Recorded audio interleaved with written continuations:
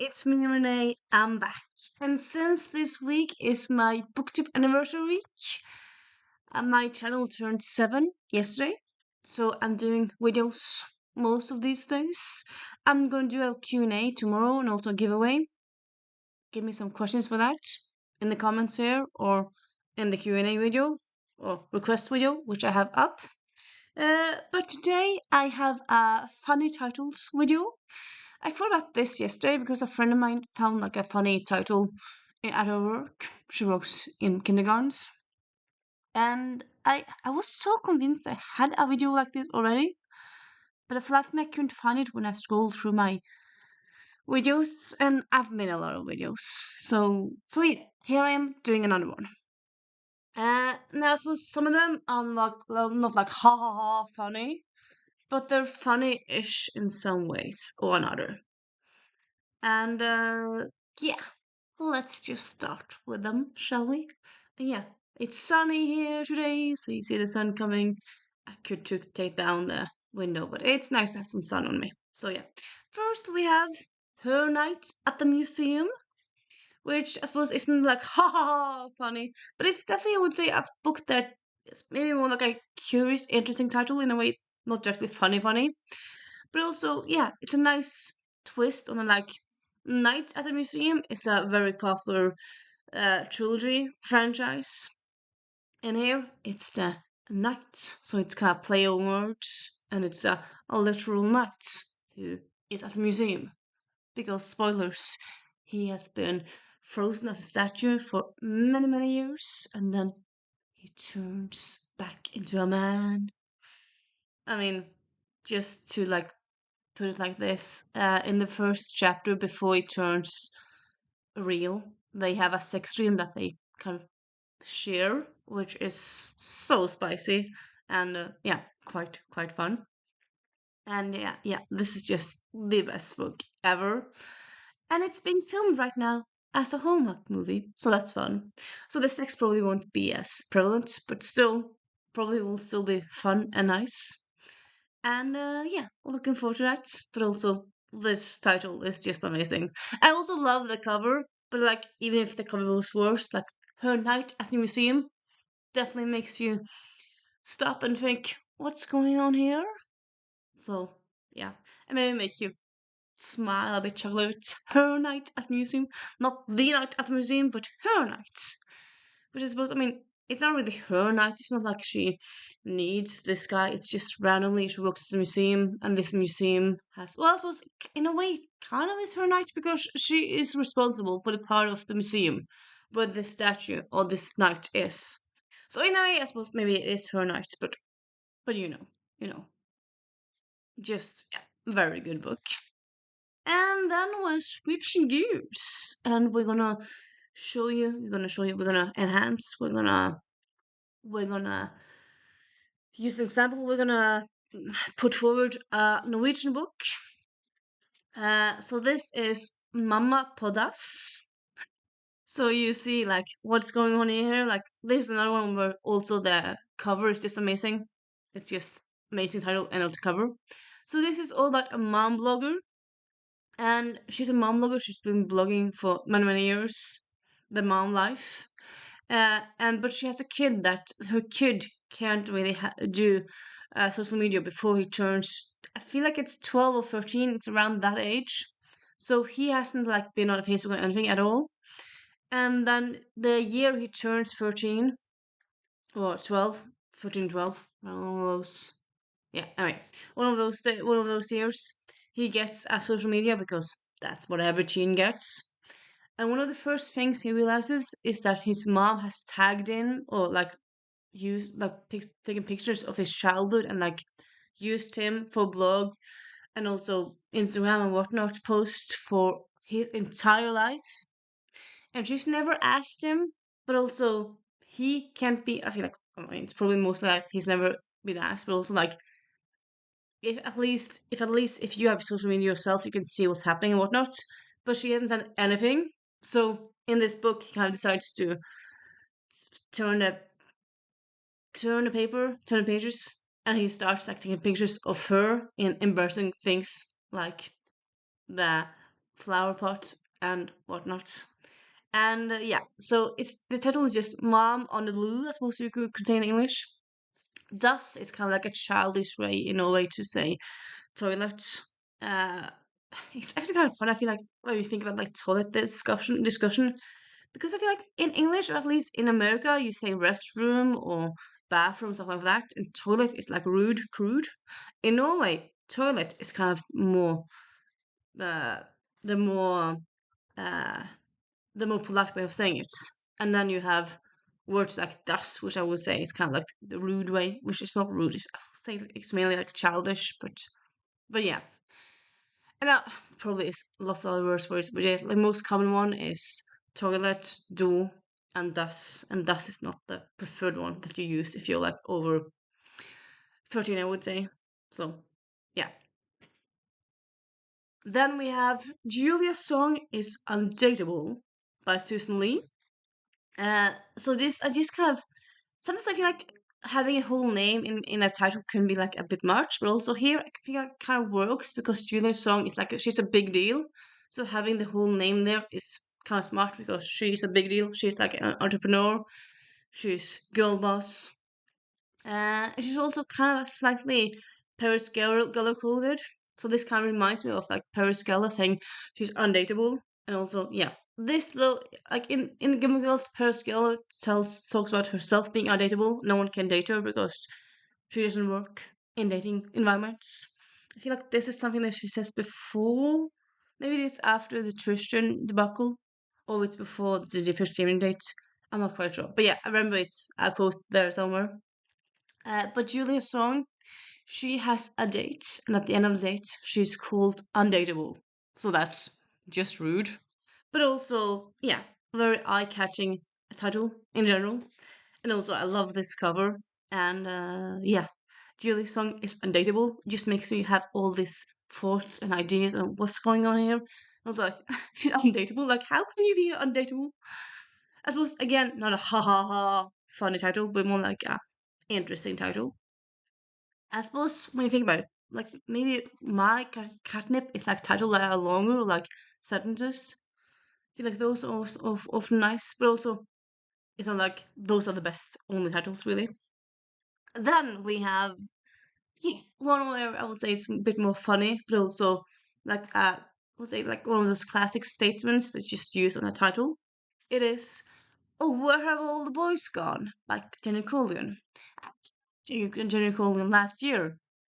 But before I was going to meet her, I looked for this book everywhere, and I was hiding at the back of the of the bookshelf, so I didn't find it. So it's not signed. But yeah, this it came out in like 2000 and I want to say 2000 maybe. Give me a moment. 2005. I got it used like 5 6 years ago. But yeah, it's a very funny book. That people will go to Scotland and find love there because there's no good men in London. And yeah, need to reread it.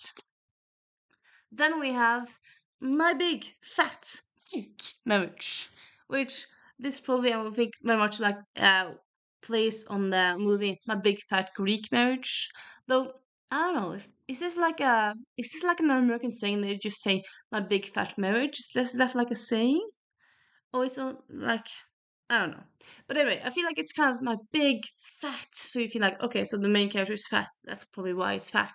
But no, it's fake marriage. So it's more like the big fat fake marriage. Like the fake is the important part of it. It's like this big lie. And yeah, instead of fake dating, it's fake marriage. So pretending to be married because of reasons. Of course, love happens, but also, yeah, this book is just the best book ever. I love it so much, and yeah, very good. And then we have the worst, best man.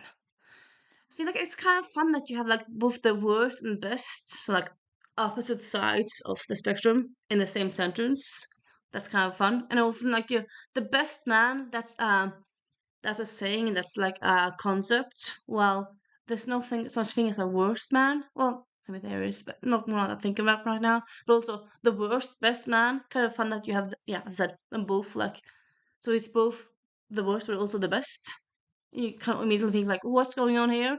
I knew before going into it like how what it was about, but also if you would say like if you just see this cover and this title is like, what's going on? How can it be worse than best? So definitely tickles your interest, doesn't it? Tickles mine anyway. So yeah, we have another Norwegian. Well, this is a Norwegian translation, but it's originally English book. But I'm gonna use the honestly, kind of feel like the Norwegian translation here is kind of better than the English one. Sorry, Robin. I don't know if you're saying this. It's also an arc that I got some years ago. Well, quite a few years ago from my old working place. But yeah, it is Et høyt upassende mord, which is the Norwegian title of a murder most unladylike, which is also the title of the whole series. I mean, it kind of means the same. Murder most unladylike. It's like you shouldn't kill people, and both like it's unladylike to kill, and also this is about a murder happening at a and now the words has fallen out of my head. It happens at a boarding school. It happens at a boarding school. So if you're like, okay, boarding school, it's high society. It's people who are nobility, people who are like, the upper class. But also murder, like what? Murder is so low class.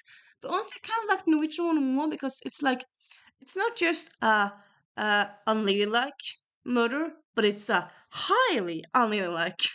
So if you're like, so could you have just an unladylike murder? No, no, no. It's a highly unladylike. It's kind of very much it focuses on very much like how unladylike it is. It's just emphasizing much more.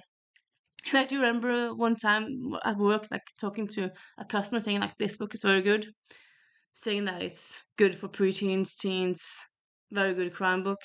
Kind of like Agatha Christie, but also for kids.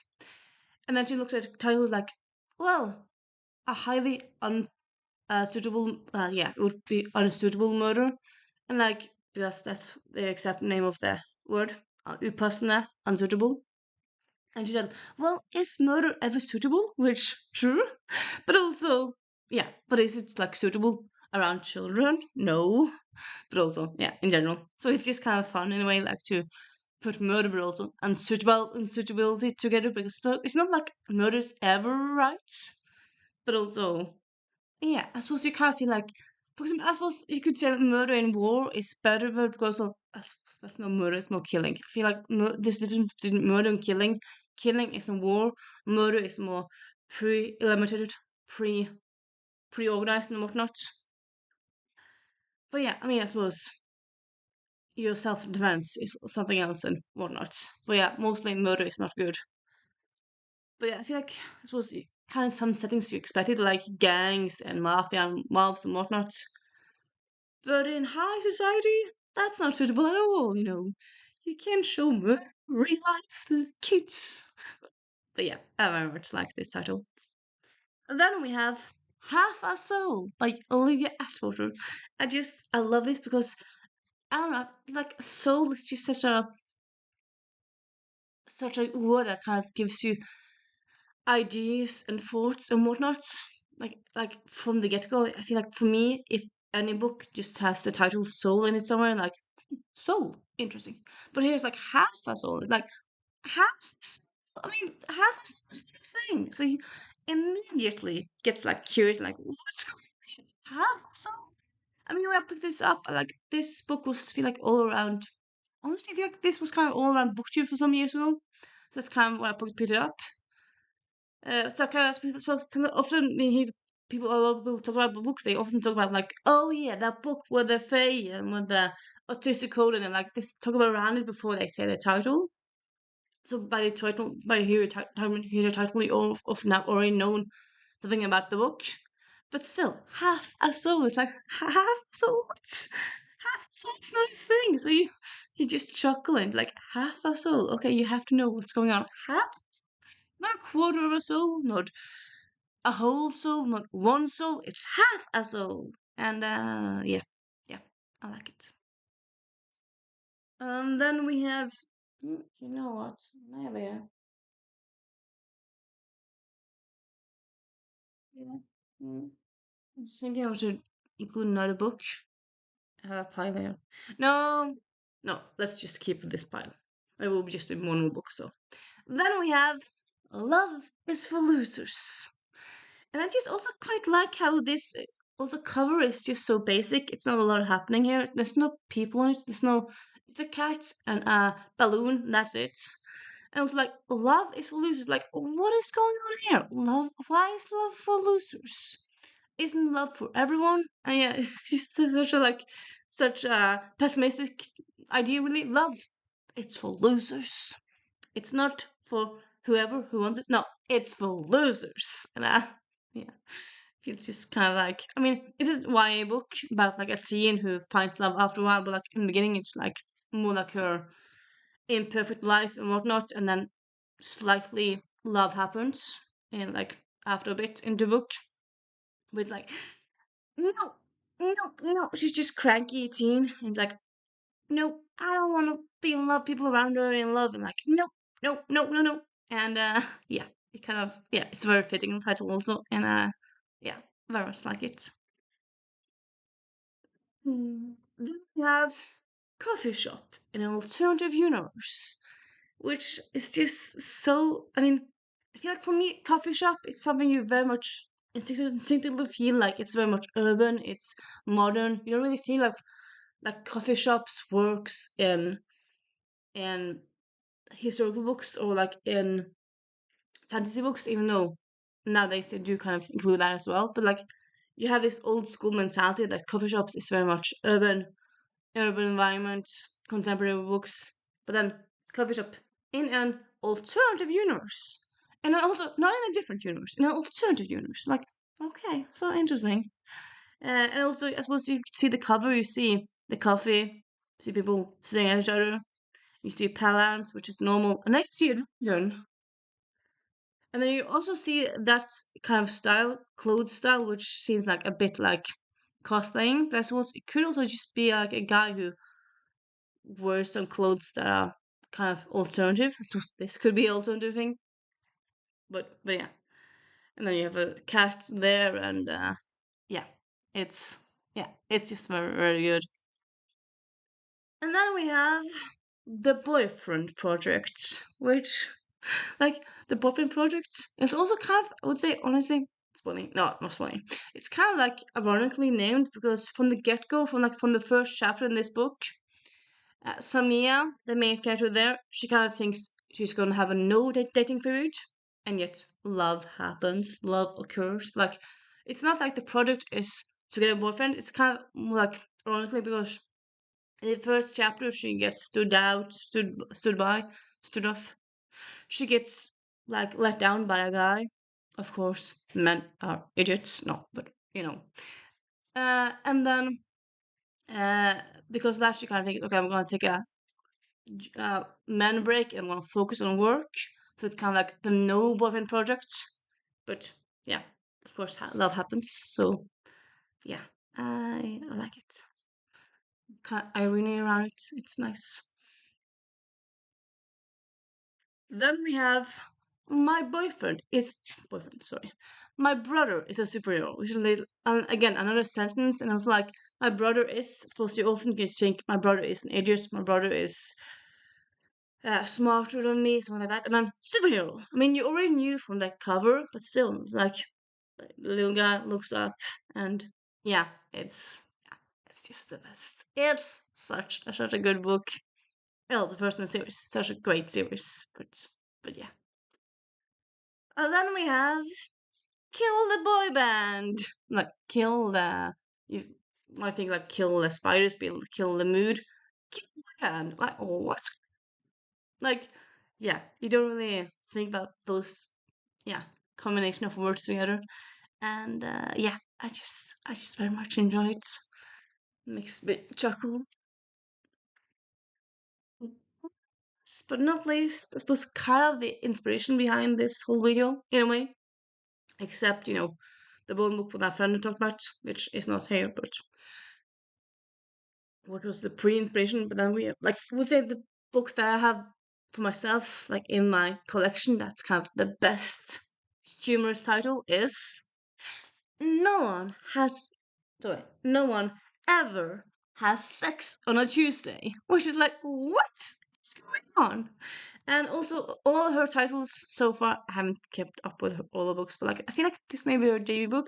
But yeah, she also has a book called I Need to Marry George Clooney by Christmas, and then she has I Want to Find Tom Hanks. I feel like those kind of titles were like finding celebrity is fun, but also this just no one ever has sex on Tuesday. Like it's so fun that you have sex like a big big